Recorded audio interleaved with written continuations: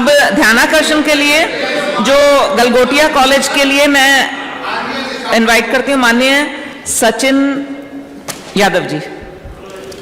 अधिष्ठाता महोदय, आपने नियम 56 पर जो अभी हमारे यहाँ एआई इम्पैक्ट समिट 2026 का चल रहा है, वहां पर हमारे उत्तर प्रदेश की एक प्राइवेट यूनिवर्सिटी गलगोटिया यूनिवर्सिटी ने वहां पर चाइनीज प्रोडक्ट को अपना बताकर हमारे प्रदेश, हमारे देश का मजाक पूरे विश्व में बनाया है। उस विषय पे मुझे बोलने का अवसर दिया, उसके लिए मैं आपको धन्यवाद देता हूं। 1.5-2 मिनट में कर लीजिएगा। जी मैम, फिनिश। बिल्कुल टाइम से।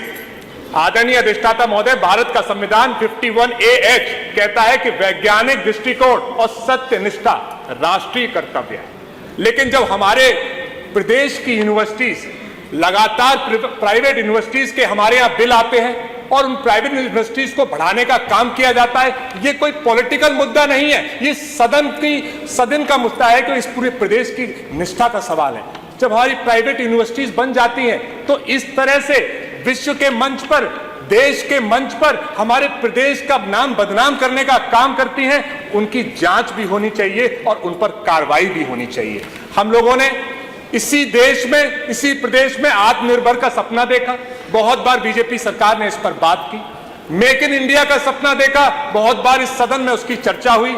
स्टार्टअप का सपना देखा, बहुत बार इस सदन में चर्चा हुई। आज उस प्राइवेट यूनिवर्सिटी ने एआई समिट में चाइनीज प्रोडक्ट को अपना बता के इन सारे सपनों को चकनाचूर किया है और नौजवानों के टैलेंट से खिलवाड़ किया है। आदरणीय उप मुख्यमंत्री जी पहले बैठे थे, ब्रजेश पाठक जी, कल परसों हमने जब रिसर्च पे सवाल उठाया था तो उन्होंने मेरा मजाक बनाने का काम किया था। उन्होंने कहा रिसर्च की जरूरत नहीं है।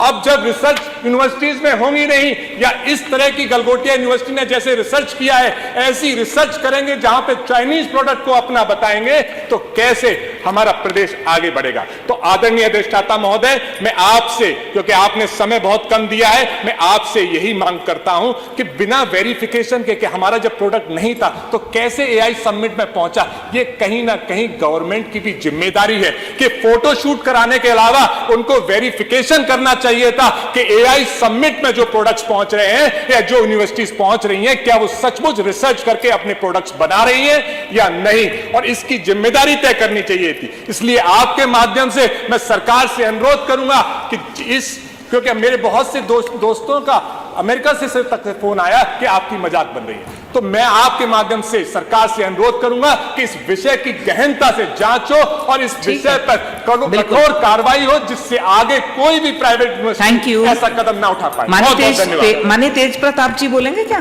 पंकज माननीय पंकज जी।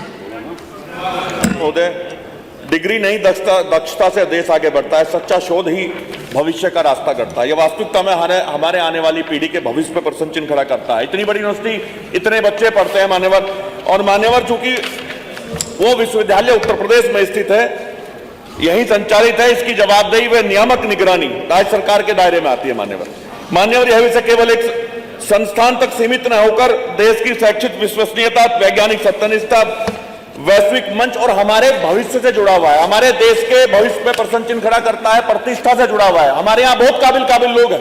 एक यूनिवर्सिटी जो पैसे कमाने का अड्डा है, वो हमारे बच्चों के भविष्य पे प्रश्न चिन्ह नहीं लगा सकती। संविधान का अनुच्छेद 21A गुणवत्तापूर्ण शिक्षा सुनिश्चित करने का दायित्व राज्य पर डालता है। इसे हम इग्नोर नहीं कर सकते।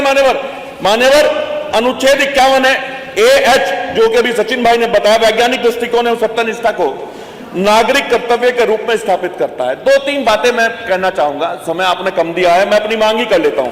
मैं सरकार से अनुरोध करना चाहता हूं, सरकार भी चाहती है कि हमारे बच्चे तकनीकी शिक्षा प्राप्त करके विश्व में जाकर के देश का नाम रोशन करें और अपने अच्छे भविष्य का निर्माण करें, आने वाली पीढ़ी को उसका संदेश जा सके। ऐसी यूनिवर्सिटी जैसी ये गलगोटिया यूनिवर्सिटी है, इसके संदर्भ में 2-3 बातें कहना चाहता हूं। मान्यवर, पूरे प्रकरण की निष्पक्ष एवं समयबद्ध जांच कराने की मांग करता हूं। संबंधित विश्वविद्यालय से तथ्यात्मक स्थिति का स्पष्ट विवरण सदन के समक्ष रखा जाए और दोषी पाए तो इनकी मान्यता रद्द करने की मांग करता हूं। नियमानुसार कठोर दंडात्मक कार्रवाई करके इनकी मान्यता निरस्त की जाए। भविष्य में एक संदेश जाएगा, हमारे आने वाले भविष्य का मामला।